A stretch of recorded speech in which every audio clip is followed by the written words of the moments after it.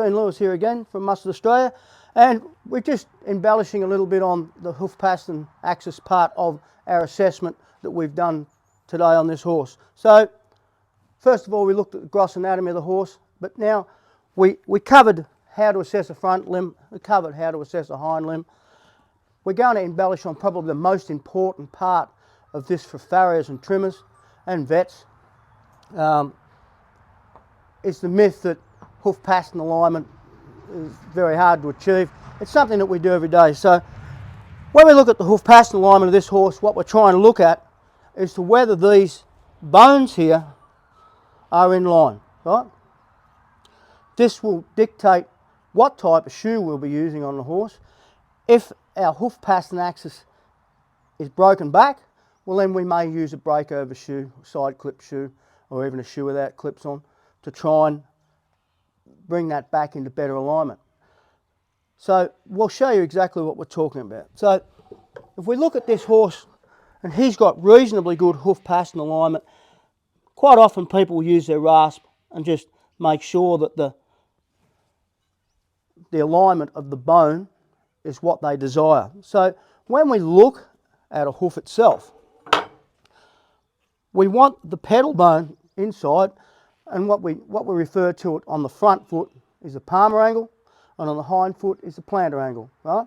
So front feet, palmar, hands, back feet, plantar, plant your feet on the ground. So simple enough, right? But we want the pedal bone to be sitting up on an angle of about 3 to 5 degrees, right? Roundabout. It'll vary from horse to horse and breed to breed, right? So what we refer to hoof pastern alignment is to whether those bones,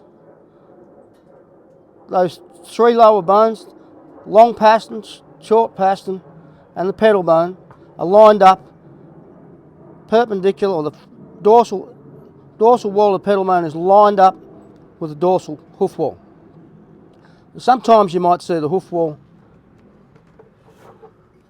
deviated out that way, right? And the pedal bone will be flat on the ground.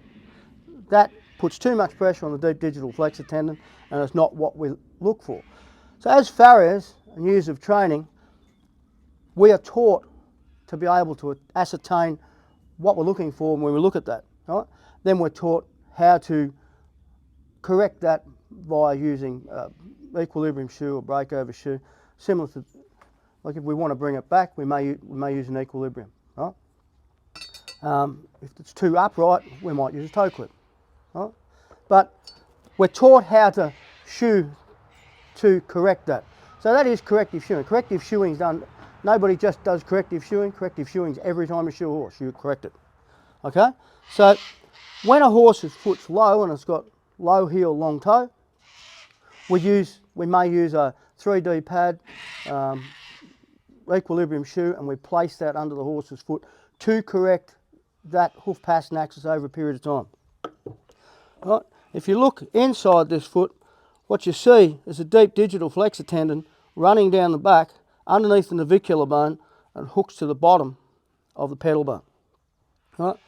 Underneath there is what's called the navicular bursa. That's the navicular bone. Right? And what happens when the horse's foot is low in the heel and the pedal bone is perpendicular with the ground or flat, there's too much pressure is put on the navicular bone and the navicular bursa. Hence, we get heel pain. So what we need to do is correct that. Now, if a horse is really bad, we can, or we've got concerns and we're working with a veterinarian, yes, we can go and get x-rays. X-rays are always beneficial to the farrier. Farriers don't x-ray horses, vets x-ray horses.